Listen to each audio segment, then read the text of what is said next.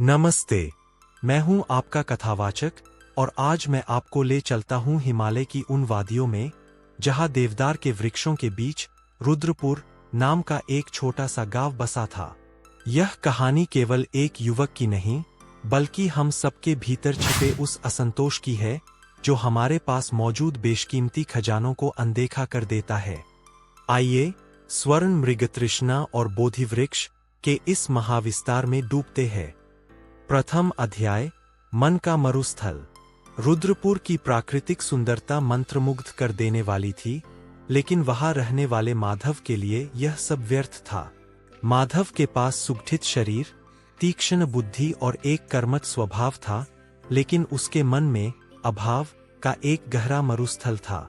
वह रोज सुबह उठकर अपने फटे हुए कंबलों को देखता और एक गहरी आह भरता।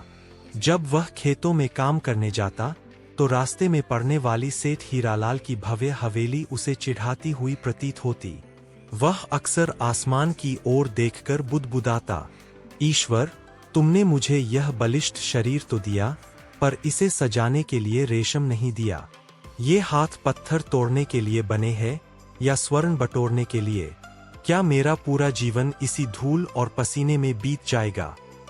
उसकी पत्नी करुणा, जो अपने नाम के अनुरूप ही दयावान थी, उसे अक्सर समझाती, स्वामी, हमारे पास संतोष का धन है। देखिए, हमारे बच्चे कितने स्वस्थ हैं, हमारी गौमाता हमें अमृत जैसा दूध देती है। क्या यह सुख कम है? पर माधव के लिए ये बातें बेमानी थीं।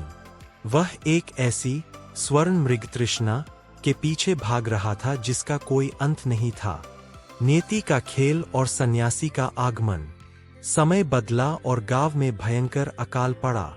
फसलें सूख गईं और माधव की आर्थिक स्थिति और भी बदतर हो गई। निराशा के गहरे गर्त में डूबा माधव एक रात गांव के पुराने बोधिवृक्ष, पीपल का विशाल पेड़ के नीचे जाकर बैठ गया। सन्नाटे में उसके रोने की आवाज गूंज रही थी। उसने चिल्लाकर कहा, हे नियति, यदि मुझे गरीबी में ही मारना था तो ये बड़े बड़े सपने क्यों दिखाए? मुझे मौत दे दो या अपार धन। तभी अंधेरे से एक शांत और ओजस्वी आवाज आई, पुत्र, मौत मांगना कायरता है और धन मांगना अज्ञानता। माधव ने चौंक कर देखा। पैर की ओट से एक दिव्य सन्यासी निकले। उनके चेहरे पर सूर्य जैसी चमक थी। माधव उनके चरणों में गिर पड़ा और अपनी दरिद्रता की लंबी गाथा सुना दी। सन्यासी मुस्कुराए और बोले, माधव, तुम खुद को निर्धन कहते हो, पर क्या तुम्हें पता है कि तुम इस ब्रह्मांड के सबसे बड़े बैंक के मालिक हो? चलो, आज मैं तुम्हारी गरीबी दूर कर देता हूँ। तृतीय अध्याय, अंगों की नीलामी। सन्यासी ने झोले से एक पुराना ताम्रपत्र निकाला और गंभीर स्वर में बोले, दूर देश का एक सुल्तान है जिसकी आंखों में अंधेरा छा गया है। वह अपनी सल्तनत का आधा हिस्सा देने को तैयार है यदि कोई उसे अपनी 2 स्वस्थ आंखें दे दे। क्या तुम तैयार हो? तुम जीवन भर सोने के पलंग पर सोओगे, बस तुम कुछ देख नहीं पाओगे। माधव का कलेजा कांप गया।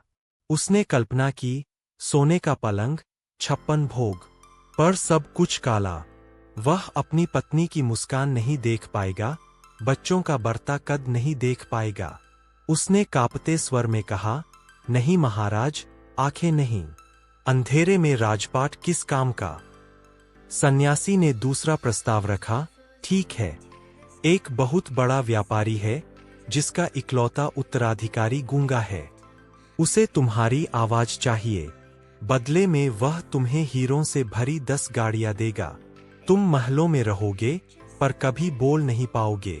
अपनी पीड़ा, अपना प्रेम, सब मौन हो जाएगा। बोलो, मंजूर है? माधव ने अपना सिर पकड़ लिया। बिना आवाज के तो मैं एक पत्थर के समान हो जाऊंगा। मैं अपने बच्चों को कहानियां कैसे सुनाऊंगा? नहीं महाराज, यह सौदा भी घाटे का है। अब सन्यासी का स्वर और भी गहरा हो गया। अंतिम अवसर। एक बूढ़ा राजा है जिसके हाथ पैर काट दिए गए हैं। उसे तुम्हारे हाथ और पैर चाहिए। बदले में वह तू। चारों ओर सन्नाटा छा गया।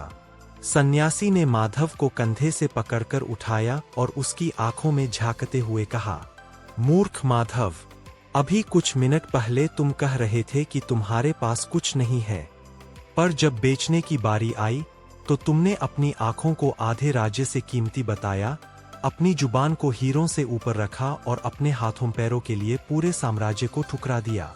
उन्होंने उसे झकझोरते हुए आगे कहा, भगवान ने तुम्हें अरबों खरबों का यह शरीर मुफ्त में दिया है। तुम्हारी असली गरीबी धन का न होना नहीं है, बल्कि तुम्हारी सोच का दरिद्र होना है। माधव को ऐसा लगा जैसे उसके भीतर का अंधकार छंट गया हो। उसे समझ आ गया कि उसका स्वस्थ शरीर और उसकी बुद्धि ही वह बोधिवृक्ष है जिसके नीचे बैठकर वह अपनी मेहनत से हर सुख पा सकता है। पंचम अध्याय, कर्म का स्वर्ण। अगली सुबह जब सूरज की पहली किरण ने रुद्रपुर को छुआ, माधव खेत में था। अब उसके हाथ पत्थर नहीं तोड़ रहे थे, बल्कि एक नया भविष्य गर रहे थे। उसने अपनी बुद्धि का प्रयोग कर सिंचाई के लिए छोटी नहर बनाई और गांव वालों को भी प्रेरित किया।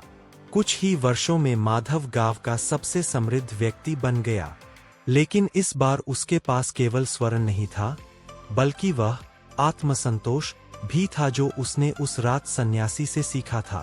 कथावाचक की सीख। मित्रों, हम अक्सर उस चीज के लिए रोते हैं जो हमारे पास नहीं है, लेकिन हम उस खजाने को भूल जाते हैं जो ईश्वर ने हमें पहले ही दे दिया है, हमारा स्वास्थ्य, हमारी दृष्टि और हमारे कर्म करने की शक्ति।